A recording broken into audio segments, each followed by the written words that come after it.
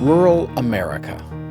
From it springs so much of what we cherish as a people, our natural resources, and many of our cultural traditions and core values. Rural communities can draw upon broad and deep assets that have enriched us all.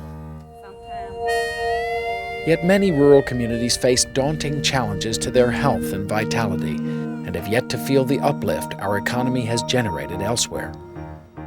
We just kind of see RCCI as a catalyst for change. The people of the RCCI, the Rural Community College Initiative, believe in rural America. The RCCI is a network of rural community college leadership teams committed to honest self-assessment and the highest goals and expectations for students, for the college itself, above all, for the community. Our goal is to build the region's economies and increase educational opportunity for everyone. RCCI is committed to economic development and improved access to education, inextricably linked to equity and excellence. The following program is part of a video and print toolkit series designed to communicate the mission and the method of the RCCI, using community colleges to transform rural economies and the prospects of their people.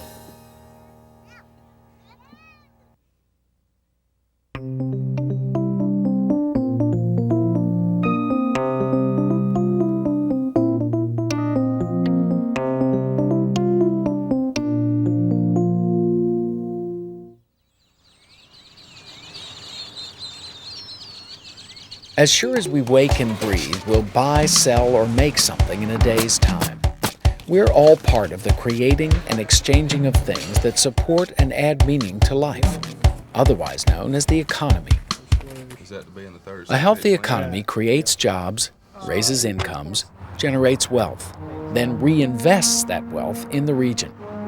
Building this healthy economy is what's meant by economic development in the RCCI. People who are prepared in certain areas that they can't find jobs. Good regional development starts with good planning, and good planning is inclusive. Business, government, education, agriculture, community organizations, all a region's constituencies must be involved. The RCCI believes that the rural college can mobilize a broad-based leadership team to identify common values, assess strengths and weaknesses, and set goals, working together to create a development agenda that thinks regionally.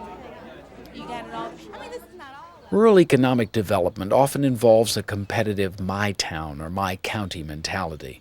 This can be counterproductive. Because resources are limited, rural areas must recognize the power of collaboration and pooled assets. Mobilizing an entire region, communities, towns, counties, is a big challenge.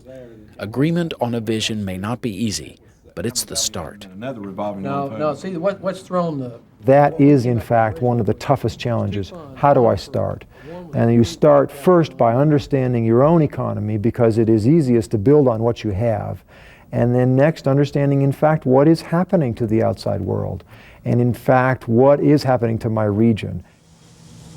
Historically, regional development in rural areas has often amounted to booms and busts, cycling around agriculture or extraction industries like coal and timber, and low-wage, low-skill manufacturing jobs. Today, these resources and job base are shrinking. Regions must build their fortunes on a new foundation. Hit jazzy. Okay, changes the style watch. The critical elements of that foundation are a flexible, well-trained workforce, access to technology and capital, and a strong infrastructure, social, physical, and civic, including accessible open government, a deep leadership pool, good schools, roads, and health care, and above all, wide community involvement. Sustainable business and trade are built on this foundation. We also have a chain store, the Taco John's. Smart regions then make choices about the types of business to build, distinguishing between those that serve local consumers and those that buy and sell to external customers. $2.97, sir. Local retail and service businesses enrich the community in many ways, helping to keep consumer dollars flowing within the region. But regional economies succeed or fail based on their ability to bring new dollars into the region from the outside. It's those externally oriented businesses, for instance manufacturing and tourism, that build the economic base. Businesses that import dollars and export products and services, that's where the focus for new region-wide thinking needs to be. To say that the purpose of my efforts is to create jobs is not sufficient, because in many ways you're not creating jobs. What you're trying to do is to create an economy, and that's harder.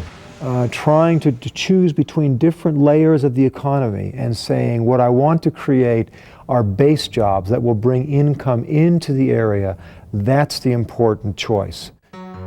So, how does a region grow its economic base? The first step is to identify the business, industry, and public employers that make up the base. Next, a region must analyze its competitive advantages. These are strengths, such as workforce capabilities, technology, clusters of related businesses, and natural or cultural resources. Then the region must ask, how can it build on these competitive advantages to expand the economic base? This is the essence of regional development strategy.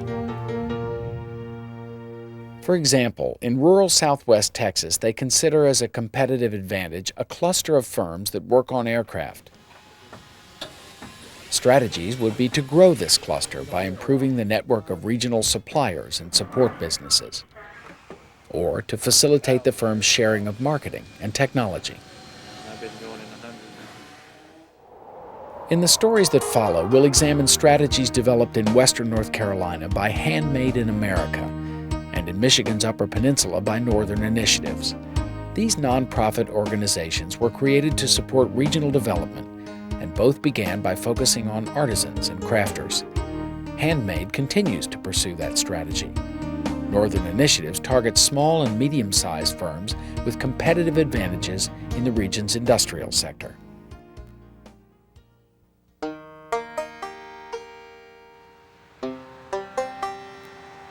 As long as people have lived in the mountains of North Carolina, handcrafted objects have been an indelible part of the landscape.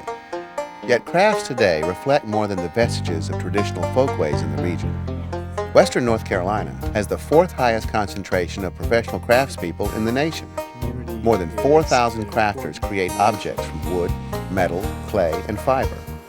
Working in small studios, shops, and basements, they generate more than $100 million for the regional economy. Handmade in America is an initiative that seeks to expand this economic base while preserving the region's quality of life.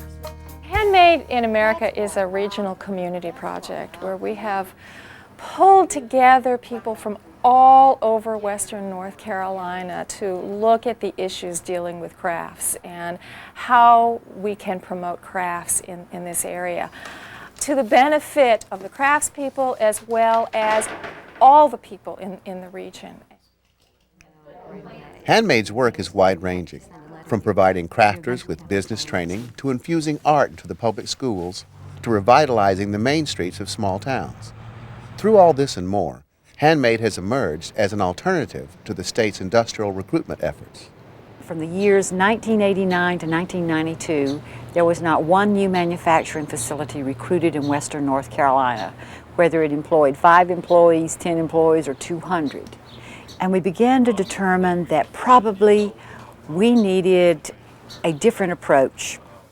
This approach began with collaboration. All citizens were invited to participate in the planning process for a crafts-based economic development strategy. Supported with funding from the Pew Partnership for Civic Change and the state of North Carolina, nearly 400 people participated in this process, which included the formation of various task forces and numerous meetings held across the region. When I first heard about this, I was extremely skeptical. I said, oh good, they want to make a Dollywood for crafts. They want a theme park. And I was quite wrong. On our task force we had a couple of bankers, a mayor, people from every economic development council in the various counties, Chamber of Commerce people, and business people in general. And I discovered right away that although we didn't have quite the same vocabulary, they kept calling what we made widgets or product, we did share the same concerns. What we all cared about was the quality of life in our region And we didn't want to see anything happen to diminish that. So we started out and said we want to be a very different organization. We want to be an entrepreneurial nonprofit, and we set up guiding principles rather than bylaws and articles of incorporation and all those things. The guiding principles are really simple. One, we're inclusive. Everyone in craft is welcome to our table. If you are a hobbyist just learning, you're just as welcome as that one-of-a-kind professional glass designer. It's regional, 21 counties. Our board is regional. We meet all over the region. Our work is regional. We're community-based, and everything we do is in partnership. The concept of Handmade in America was not to create a new agency or a new bureaucracy, but rather to look at those already existing craft-related institutions that were already in Western North Carolina and do something to enhance them, to do something to bring attention to those organizations, and to give them the tools for aiding and enhancing themselves. Information is one of the most powerful development tools that Handmade provides. The organization gathers, analyzes, and publishes extensive information on the vital role of handmade objects in the economy of the 21-county region. Handmade in America has done an economic impact study in Western North Carolina. $122 million comes into this, to these people's pockets right here in this state from crafts and crafts-related products. And this tells our state, and it tells the nation, that this is not a hobby. This is something really special that we have going here. Partnerships are essential to the Handmade effort. The organization is collaborating with Haywood Community College in developing a craft registry database. The registry identifies artisans and describes their work, helping them make connections with both suppliers and customers. The current registry provided much of the information in Handmade's popular tourist publication, The Craft Heritage Trails of Western North Carolina. Handmade is also helping put more artisans and shopkeepers along those trails by partnering with institutions like the Self-Help Credit Union, a community development bank. Handmade recruits and screens applicants. Self-Help provides capital, counseling, and technical assistance to craftspeople. Many of Handmade's efforts are aimed at expanding knowledge of crafts and crafts business. Handmade's most ambitious educational effort has been to foster a collaboration between the world-renowned Penland School of Crafts and nearby Mayland Community College. While Mayland teaches students the basics of business, Penland oversees intensive short courses in craft study. One popular option involves pairing aspiring crafters with established professionals. For apprentice Tamara Curlin and renowned weaver Billy Ruth Suddeth, it's proving both personally and financially rewarding. I need to have you here more often. Billy Ruth's work has been displayed at the Smithsonian and museums around the world, and her baskets can fetch upwards of $1,500, proving that basket making, like other crafts, has evolved into something far bigger than just a reflection of the region's rustic heritage. An opportunity came, a major marketing opportunity. So I took Tamara and involved 4 other students that were studio assistants up here. So not only did they make money while I was making money, but they provided money for the local economy. And if you made a list, there was probably, before it was over and done, maybe 30 different people up here that were involved in this small project. When I sold the first basket I'd ever made, it was really nice to see the look on my husband's face when I told him I could make money at this. And I got what I wanted, so that's good. And it's an empowering thing. I think what is amazing. Small business development is central to Handmade's strategy, but without the region's biggest big business, tourism, crafts would lose viability as an economic base. Blessed with the beauty of the country's most visited national park, the Great Smoky Mountains, the region is within a 2-day drive of 75% of the U.S. population. This makes marketing for tourism critically important. The first time we went over $104,000 in sales. Region-wide collaboration, strategies that build on cultural assets, initiatives targeted at growing an economic base. Handmade draws upon the competitive advantages of a strong crafts tradition and heavy tourist trade to expand the base of crafts-related business. It accomplishes this through numerous partnerships. Yet handmade successes are more than just a victory for crafts.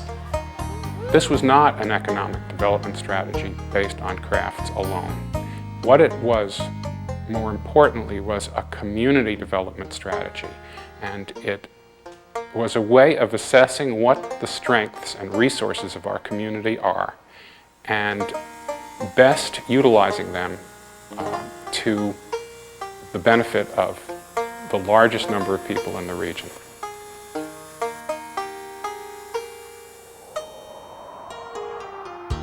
While many regions have tried a development strategy similar to handmaids, most lack the assets, history, and culture to make a craft-centered approach successful. This was the case in Michigan's Upper Peninsula, where Northern Initiatives adopted strategies that seemed better suited to the strengths and resources of its region.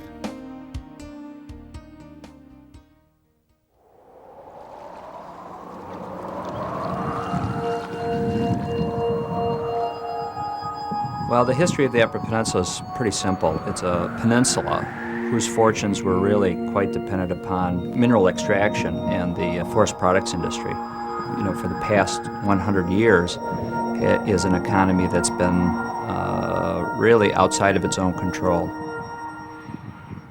In the early 80s, several mine closings and increased global competition left the once prosperous Upper Peninsula, or UP, in a poor economic position. And you had a situation where our unemployment rate was around 20 to 23%. We were in a deep recession, so the mines were closing. The fortunes of the region were really turning south. Indeed, people and jobs were moving out of the region. At Northern Michigan University in Marquette, these economic woes were of deep concern. Realizing its future was intertwined with that of the region, the college founded an economic development organization in 1985 known as Northern Initiatives to do broad-based economic research and planning. It was sort of like the university's research and development arm in the economy. We researched various strategies and attempted various strategies in rural economic development. Ag products, craft products, micro-lending, manufacturing modernization, consulting, working with schools and workforce development. Lots of rich experiences and strategies and programs in rural economic development. Out of these experiences, Northern Initiatives decided to focus on small and medium-sized firms producing value-added products from the UP's resources, such as timber. To accomplish this, Northern Initiatives needed a financial partner. Shore Bank of Chicago was chosen for its experience in community banking and rural economic development. In forming the partnership with Shore Bank, Northern Initiatives became a nonprofit, independent of the university. The bank fills a unique niche. We provide the capital that a venture capitalist would not provide because there's not enough upside, and a traditional bank would not provide because there's too much risk. We base our decisions on management, on the market, and on the cash flow of the business. The Shore Bank Northern Initiatives Partnership offers wide-ranging services such as providing business finance, analyzing promising value-added sectors, encouraging business networks, teaching entrepreneurs, improving productivity, and participating in community development partnerships. 3 days. Dennis West is Northern Initiative's current director. We're primarily doing two things. We're trying to extend the spirit of entrepreneurship, so cause more people to see that they have the possibility of creating their own opportunities. And then the second thing is strengthening manufacturing. One manufacturing firm Northern Initiatives has worked with is Argonix. Argonix produces custom-molded polyurethane products for industry. Argonix is a company that has 3 creative, inventive entrepreneurs running it, who have shown the capacity to work hard and be creative and build markets and market share. And what we've been there to do is to support them in developing their ideas. We all have different ideas of where it was going, and we were fanning out in 3 different directions. They came in, sat down with us, we got together and did a visioning exercise, established a common vision, not only that was good for us, but also was good for our employees, We established our values, a written set of values, a written mission statement, and all of this has helped us bring the company into a common focus. Does that get at your bookkeeping issues? In addition to working with companies at a turning point, like Argonix, Northern Initiatives uses sectoral analysis to determine segments of the economy where they can have the most impact, segments already outperforming competitors, but with the potential to push their competitive advantages further. One such sector is timber and forest products. The Upper Peninsula has large timber reserves, and forest products are a traditional industry in the UP. But until recently, very little value was added to the products before they left the region. Northern Initiatives worked with Dave Hawley to develop his innovative idea for a business to add value to forest products. Sawyer Lumber takes in wood to supply the pulp industry, but unlike traditional mills, it also produces a variety of products, value-added items like dimensional lumber, wood chips, sawdust, and bark mulch. The production facility is unique and state-of-the-art. Nothing is wasted. Even scrap wood goes to the boiler and powers the plant. But unproven innovation isn't always well received, and entrepreneurs need encouragement. You understand within the forest industry, this plant is almost like a paradigm shift. We're adding a whole new layer of manufacturing that was non-existent. When you propose bringing in a whole new level of technology and a whole new process, it's important to have groups like Northern Initiatives give you support that help to give you credibility. When we developed the idea of Sawyer Lumber, we went to Northern Initiatives and we really used them as the sounding board and said, here's our project. What do you think of this idea? Encouraged by the initial success of Sawyer Lumber, Northern Initiatives is trying to further develop this sector of the economy by establishing a forest products capital account to fund other innovative entrepreneurs. Part of what we're trying to do is to get ahead of the game, do some research and thinking and development, and then try to look at where the next opportunities may in fact fit and be prepared with capital that would be there for research, for investment, for tooling up. Our interest is mostly in sustainable forestry management, and that's really Northern Initiatives also encourages innovation by helping manufacturers in the region form networks. Networks foster collaboration among firms rather than competition, allowing businesses to learn from each other and increase productivity and profits. Manufacturing is only part of the UP's economy. Northern Initiatives is also busy in the service sector, working with businesses like Keweenaw Home Healthcare, located in Calumet. Traveling hundreds of miles daily, Keweenaw home health workers provide a valuable service to the aging population of the area. The external reporting that we have to do to United Government Service. Wanda Kolb is a partner in the business. We were nurses who knew a lot about nursing, and we were providing an excellent service to this community. What we didn't know a lot about was finance. They helped us to not only to educate us regarding business and finance, they also educated our local banker to the needs of a home care agency, especially to the needs of a growing home care agency. Keweenaw Home Health currently employs 200 skilled professionals. Healthcare is a vital part of community infrastructure. Northern Initiatives recognizes that supporting such service sector business can produce responsible growth in the local economy. How's it been going since I saw you last? Since its creation, Northern Initiatives has worked as a catalyst for economic development. In doing that work, it's also building a strong community foundation. Dennis West sees Northern Initiatives' role in community development as critical to the long-term economic health of the region. There aren't quick fixes, there aren't silver bullets, there aren't projects that you do and then walk into the sunset. Community is an important dimension around which a vision becomes mobilized. You know, it's great to have a vision, but it's better to have a vision that's shared in community.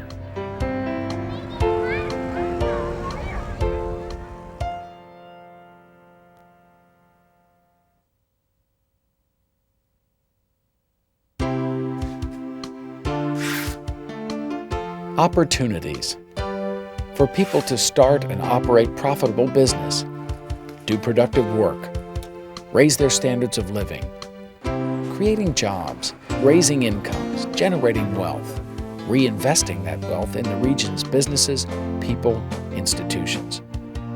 This is what we mean by economic development in the RCCI. It's a complex and challenging assignment. There are trade-offs and compromise, and it only works when people work together through numerous collaborations and partnerships. Results are not immediate. Regions must plan long-term. The immensity of it can be immobilizing. Take some small successes. Say, all right, we are not going to turn the economy around in 3 months. We are going to plant seeds which will grow, and in 5 years we're going to have some kind of harvest. After more than a decade of experimentation, Northern Initiatives is now successfully building on their competitive advantage of numerous small firms that produce value-added products from timber and other materials. It supports these businesses with research and capital and facilitates the formation of business networks that allow firms to work together, sharing resources rather than competing for them. You eventually have to follow up somehow. Handmade in America recognized a traditional crafts culture as a competitive advantage and now works to build crafts as a regional economic base, bringing outside dollars into the region. Handmade strategies include partnering with credit unions to fund crafters, providing business training for artisans, integrating craft into public schools, and promoting the region to the world. Today's economy is ever more complex, specialized, and global. Communities and counties have a better chance of success if they band together. Like Handmade in America and Northern Initiatives, community colleges are nonprofit regional institutions. Colleges can facilitate regional development by convening leaders from across the region to create strategies, providing high-quality workforce development and technology transfer, promoting entrepreneurship and small business development, encouraging education and aggressive access strategies, developing programs that target the poor while creating jobs. Often, the best intended development efforts fail to reach people who most need work and income. Regions are only as strong as their weakest links, and any development strategy should make sure that everyone has access to jobs and opportunity. With a little help, success can rise from any situation. The challenges of regional economic development belong to the whole region, of which the Rural Community College is a vital part. The college should take full advantage of its resources and flexible nature to build a more prosperous future for the area.